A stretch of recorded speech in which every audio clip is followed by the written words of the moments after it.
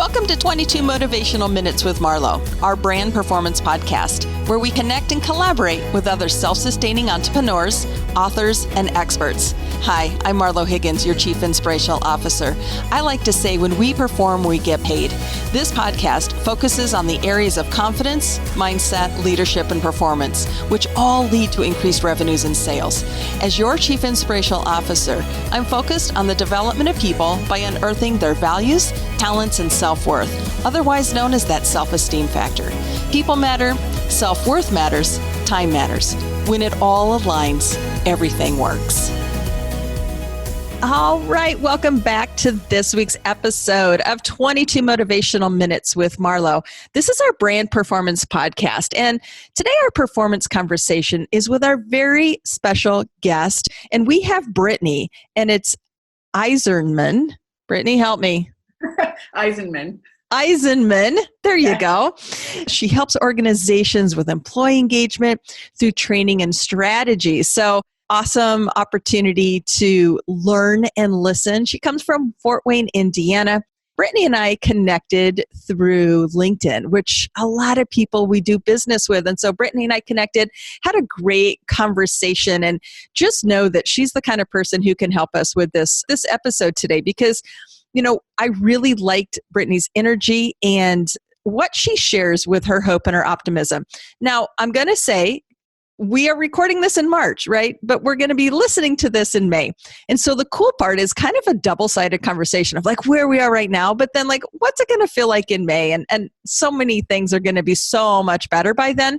But that's where this conversation is going to ebb and flow. And that's why it's going to be so good, is because we've got all of that to look forward to. Britni, you help companies care about their stakeholders and you want them to change the world for the better. You've just spent your life strategizing with training small and large teams and connecting their needs with tailored employee engagement solutions to better those and serves lives they touch. So, I mean, there's just a lot of connectivity in there.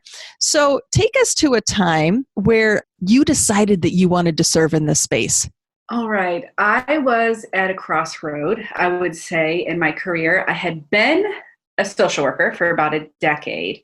And that was a time where I just kind of let my passions run wild and I would just follow them. I had had a little bit of management and leadership experience in that. But I came to this moment where I was learning about a man named Kevin who cannot walk, and he actually can be carried in a backpack. His friends decided they were going to go do big things. And they, one of their adventures was walking the wall in China. And so as he spoke to the group I was with, he showed a little bit of the video clip of what that experience was like. And that wall has so many steps. And his friends were taking turns carrying him. They were just loving him, giving him this experience, having the experience themselves. And I was touched by this, but there's one moment where there was this Chinese journalist that is with them, just recording it for her own content for whatever outlet she was working for. And his friends were getting really tired. And there's this moment where she puts down her camera and she just kind of puts it away in her own backpack. And then she helps the friend that is carrying him by putting her arm under like the backpack they had created for Kevin to sit in on his friends' backs, and just starts walking and helping. And I started sobbing. I was just crying so hard. It touched me. And I didn't know why right away, but later I realized that's the space I belong in, helping the people that are doing really big, good things. And I'd had some of that in social work, and I wanted more. So that's when I decided to really career pivot and make my life explicitly about standing behind, standing beside, and supporting the people that are doing the really hard, good, big work. And I decided employee engagement is that space. Oh my God, I love that you shared that story with us, Britni. It was so powerful. I have to agree with you. I mean, you know, you obviously connected to that story, and there's a big piece of humanitarianism within you and listening to how that inspired you to say, hey, this is my place. These are the things that I'm going to do. So what is it about this employee engagement? And especially like right now, right? As I mentioned, we're in March. There's a lot of uncertainty with people. Talk about like kind of where you're at now, or maybe even before right now. Give us the value of employee engagement. Give us some insight. Oh, the value of employee engagement. There's the big picture where your whole company's culture is oriented and where you want to be as a culture. But then within that, there's the experienced culture. So what employees are actually experiencing as the culture of the company, which is always and very often is not the expected culture that the leaders thought they built. But then inside of that, there's these microcultures and teams. And that is where I believe the real power is. The one-on-one interactions, these small teams of 3 to 20 people, where the leader's personality and decisions and behaviors have such an impact on how the team members trust each other, work with each other, and what they feel about the company, how connected they feel to that big, important mission. So while that broad culture is so important, I really think the value is in that microculture, in those teams, and how they work with each other. Oh, I couldn't agree with you more. And, yes, I think anybody who's listening to this episode is really understanding the power behind that. Okay, so what problems do you normally see? Is there like a commonality that you witness within these granular micro teams that you see when it comes to connecting to the larger organization or the bigger culture picture? That's a good question. I would say often, it can kind of depend on the size of the company, but often there will be a pervasive leadership type that starts at the top, and then you'll have that in a lot of the managers. That kind of trickles down. That's how they respond to their leaders and how they respond to their teams. But every once in a while, you'll have these breakout leaders that are doing something different and just really creating wonderful micro cultures. Where it's not working, I think, is where the leaders aren't taking into consideration people personally. That seems to be, even if it's not explicitly mean or it's not explicitly overbearing, when leaders don't really know their followers and don't take any interest or ask questions about them personally, it can become more about the leader having a box in front of them and trying to fit the employee or the team into the shape of the box so that they do the right things, instead of understanding each team member, their personalities, their strengths, their skills, where they want to go, and then using that, leveraging that for the team. And if that's not possible, figuring out where else in the company we can point this team member where all of this can be used to their benefit and the team's benefit.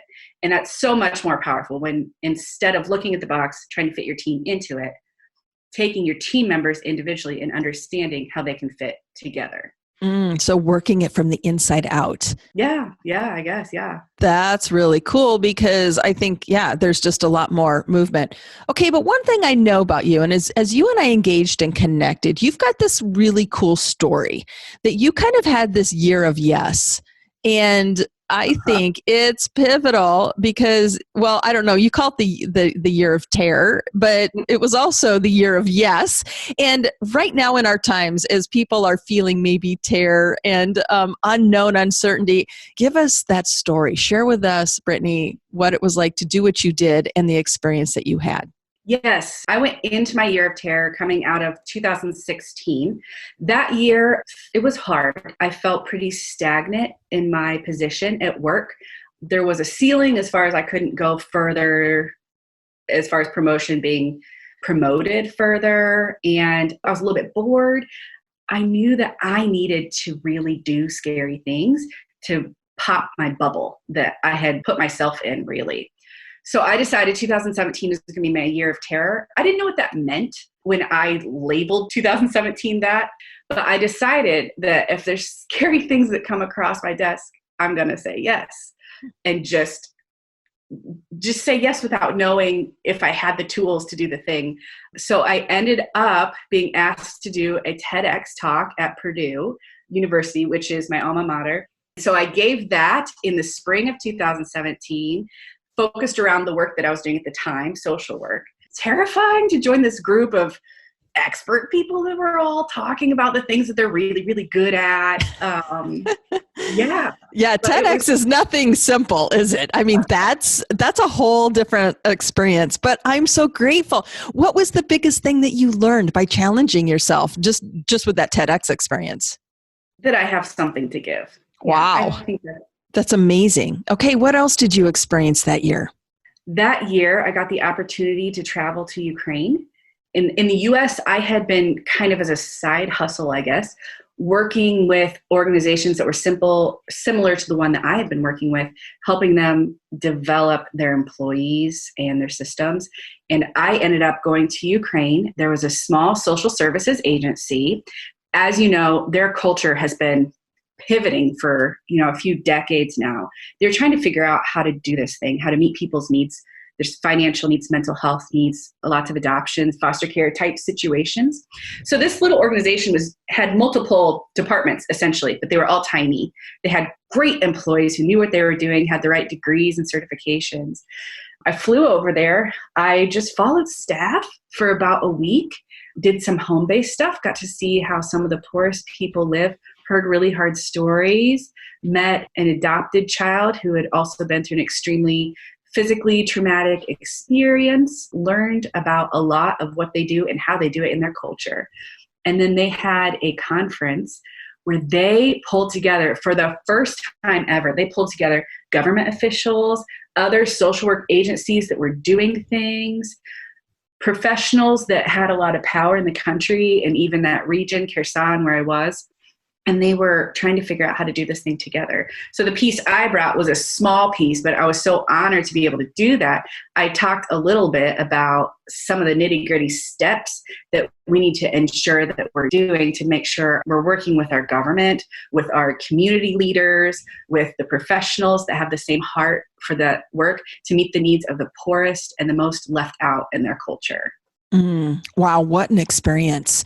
I mean, there's just so much, I think, from that probably really shaped you as a person. What did you connect to the most?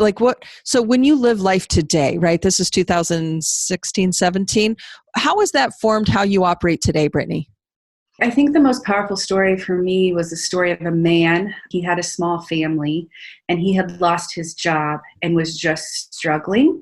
He was not creating a good environment in his family.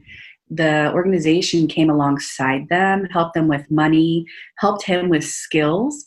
And through that, he ended up doing things around his house, just started kind of coming out and participating more in his own life. After I met this family and I came back and I talked to the team, I was really interested in the shame aspect. I wanted to know, was a lot of what he was going through shame based on what he had experienced from their point of view? My experience at that point was just the US. I didn't know if shame was more of a universal thing. And as they explained it to me, I realized it is. When we take things away from people like jobs, which are so foundational not only to our life, but to our identity, it can just spiral, starting with that shame factor. That story really stayed with me. How he changed things around and just started in the micro, started in his house with his yard, revamping different rooms in his house, just while he's waiting and gaining skills to get a job to be able to sustain his family. Wow, that's very pivotal. I think obviously it's given you insight as you do help organizations and you talk about culture and these microcosms of teams and things and how to engage with ourselves to do good for the overall. So you've taken these great stories and these experiences and you're serving people at a really amazing level, but you're also an entrepreneur, right? Yes. Okay. So share with us, your experience as an entrepreneur and how you've gotten where you are today. And then the times that we're in right now, where are you at with your process of keeping your business strong and tall? I started with, so much energy and hope, and I have to do this. I felt in every single atom of my being, this is what I'm supposed to do. I'm going to start this business now, period. It might not be the right time, or maybe it is. I just knew I had to do it. It just pulled me along in the very beginning. I quickly learned you've got to get good at a lot of things you've never even thought about before when you're an entrepreneur. Right. And so some of that was really fun. I built my website with fully knowing that someday I will have somebody build another one for me that's really great. But I poured hours and hours into it, figuring it out, learning it, loved it. I'm super proud of it. And so that was, one of those, oh man, okay, this was super hard. I learned how to do it and I conquered it. And then there's other things like the bookkeeping that I would just rather rip off my toenails than do. Most of our audience, entrepreneurs, CEOs, small business owners are relating to you right now, Britni, because yes, I would agree with you. We have to become a very skilled tradesman, but yet we wear many, many hats as entrepreneurs. And little do we know what it's like to accomplish all. But I think there's you've got the grit behind you, Britni, that's enabled you. Like you said, you had the pull.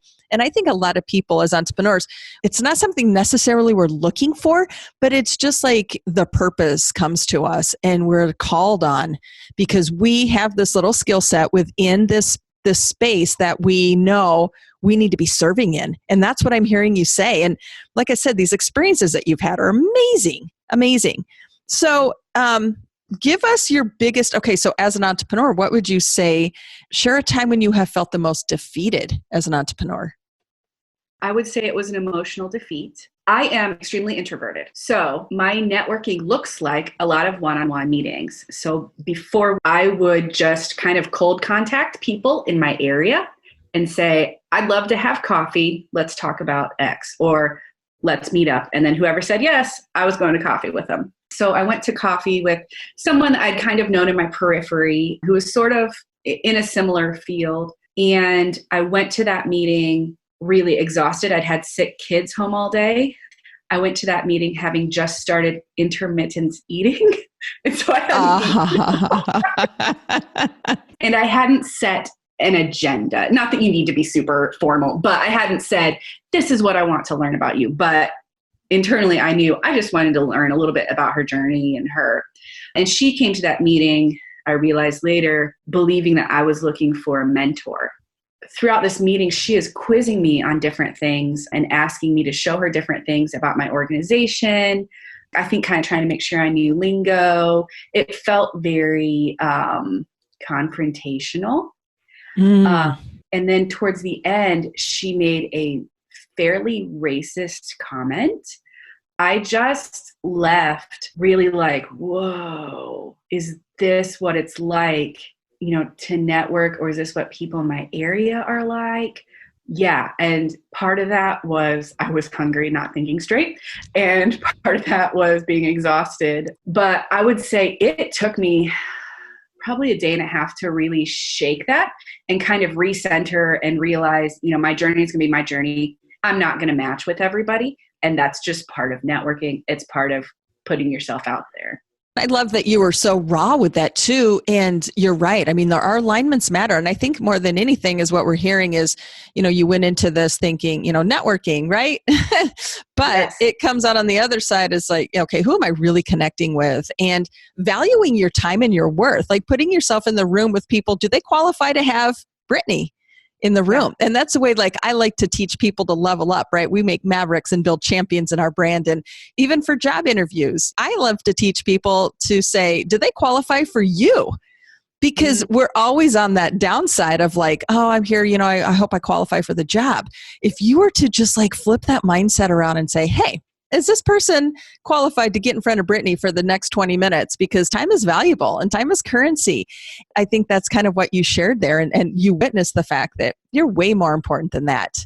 And your time matters. And the people that you put yourself with do matter. So really good stuff. Okay, so as we're kind of coming into the close of our episode, with you being an entrepreneur right now, with you understanding, what you do within these organizations and support training and that kind of thing, what kind of tips or pointers can you give us as we're hearing this episode that we can apply into the real world? I think don't be afraid to care about people. That doesn't mean that you are, as a leader, constantly spilling your own story all the time, but asking really good questions that aren't just around productivity or the project goal, but asking your employees pointed and well thought out questions about themselves will help build trust. And when you have trust, they're going to be coming to you with questions and options that maybe if that trust wasn't there, they wouldn't have brought those things to you. And you can really get creative and innovative in your team when people are constantly coming to you and feeling safe enough to come to you. So I would encourage leaders. So many of us are task oriented. We like to get the things done, cross them off, go off to the next thing with great success. But when we dig into our people, and that means taking time to ask the really good personal questions, the benefits are there on the task side as well. I agree completely. Yeah, we always ask people at the end of our week, how do you feel? Like what went right and what felt good? Instead of saying, what did you accomplish? Accolades and accomplishments, they fuel our self-confidence. And when we can say, hey, just at the root level, what felt good or what went well this week, and then compound those, it just brings an extra layer of strength within us as humans to face whatever adversities or challenges. And so then we can be productive and we can be goal-oriented, we can be task-oriented as well. So super valuable. People are our greatest asset, and you know that more than anybody. So where's your website? Where can we find you? What's your social media? My website is GenElevate.com. That's spelled GenElevate. I'm the most active on LinkedIn, so you can find me there. I am posting nearly daily during the weekdays, employee engagement tips, mostly aimed toward team leaders, especially right now in March as team leaders. Some of us are just figuring out what remote work looks like. So lots of tips and offers for free meetings on how to figure out how to do that. My organization is on Instagram a little bit. There's more humor on my Instagram account than there is on the LinkedIn. But that's mostly where I am, my website, LinkedIn, and Instagram. I love that you've got humor. I mean, right? Because we laugh more than anything in our brand. I mean, my team and I, we spend more time giggling over things than saying, hey, this is really hard. Like, it's a great way to overcome a challenge is to kind of laugh it off and, like, what did we learn? So good. Britni, this was absolutely awesome. So thank you for coming. And to learn more about Britni, you can simply visit our website at marlohiggins.com, where you can add Britni to your circle of influence. You can connect to her resources, and you can watch her on Instagram and all of her awesome humor. That's so good. Thanks for being with us, Britni. Thank you, Marlo. It was an honor. We invite you to share this podcast with others, and we thank you in advance for your partnership. If you enjoyed this episode and it left you feeling inspired, share your biggest takeaway on our Perform and Get Paid community Facebook page, because this is where we will engage and respond to your questions. This is Marlo Higgins, your host and Chief Inspirational Officer. Have an awesome rest of your day. As your Chief Inspirational Officer, I coach executives to gain clarity and remove self-doubt to increase performance in sales. Let's continue the conversation.